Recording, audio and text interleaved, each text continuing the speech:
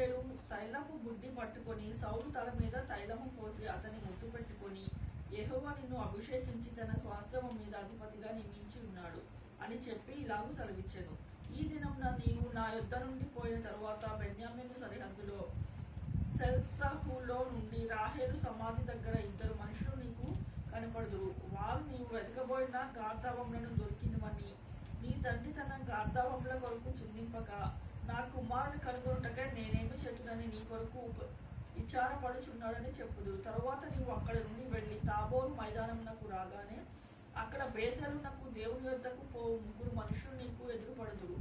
ఒకడు 3 మేక పిల్లలను, ఒకడు 3 రొట్టెలను, ఇంకొకడు ద్రాక్షారసపు తిత్తిని మోయించు వత్తురు.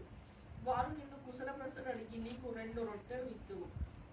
అవి వారి చేత నీవు తీసుకొనవలెను. ఇలాగూ పోవచ్చు ఫిలిష్తీయుల దండు కాపువారుండు దేవుని కొండకు చేరుదువు. అచ్చట ఊరి దగ్గరకు నీవు రాగానే స్వరమండలము, తంబుర, సన్నాయి, సితార వాయించు వారి వెనుక ఉన్నత స్థలము నుండి దిగువచ్చు ప్రవక్తల సమూహము నీకు కనపడును.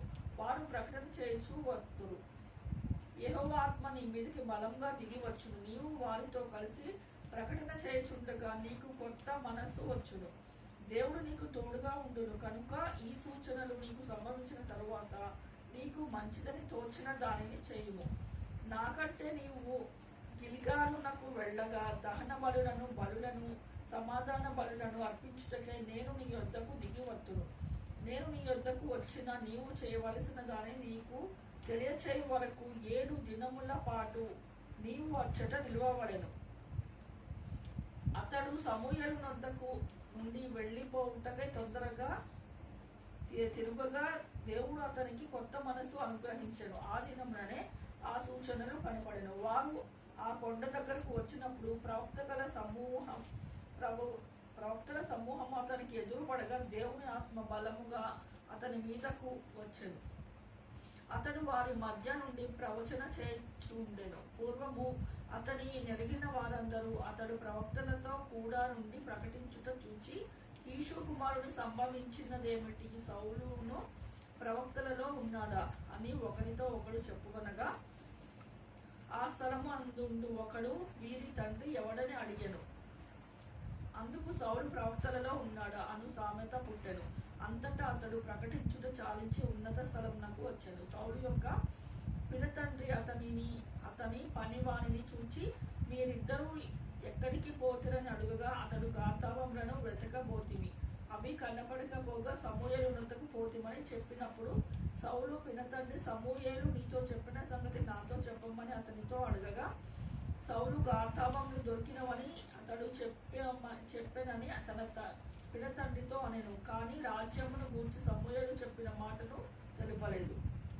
తరువాత సమూయేలు మిస్సాకు యెహోవా యొద్ద జనులను పిలువనంపించి ఇజ్రాయేలుతో ఇట్లనెను, ఇజ్రాయేలు దేవుడైన యెహోవా ఇలాగు సెలవిచ్చెను, నేను ఇజ్రాయేలుడైన మిమ్మును ఐగుప్తు దేశంలో నుండి రప్పించి ఐగుప్తీయుల వశంలో నుండి మిమ్మును బాధపెట్టిన జనములన్నిటి వశంలో నుండి విడిపించితిమి. అయినను మీ దుర్దశలన్నిటినీ ఉపద్రవములన్నిటినీ పోగొట్టి మిమ్మును రక్షించిన మీ దేవుని మీరు ఇప్పుడు విసర్జించి మా మీద ఒకరి రాజుగా నియమించమని ఆయనను అడిగి ఉన్నారు. కాబట్టి ఇప్పుడు మీ గోత్రంలో చొప్పునను మీ కుటుంబంలో చొప్పునను మీరు యెహోవా సన్నిధిని హాజరు కావలెను.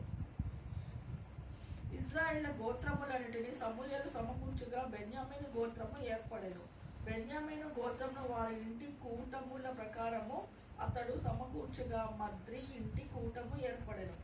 తరువాత కీషు కుమారుడైన సౌలు ఏర్పడెను. అయితే జనులు అతని వెతికినప్పుడు అతడు కనపడలేదు. కావున వారు అక్కడికి ఇంకొక మనుషుడు రావలసి ఉన్నదా అని యెహోవా యొద్ద విచారణ చేయగా, యెహోవా ఇదిగో అతను సామానులో దాగి ఉన్నాడని సెలవిచ్చెను. వారు పరిగెత్తిపోయి అక్కడి నుండి అతని తోడుకొని వచ్చిరి. అతడు జన సమూహంలో నిలిచినప్పుడు భుజములు మొదలుకొని పైకి ఇతరుల కంటే ఎత్తుగల వాడుగా కనపడెను.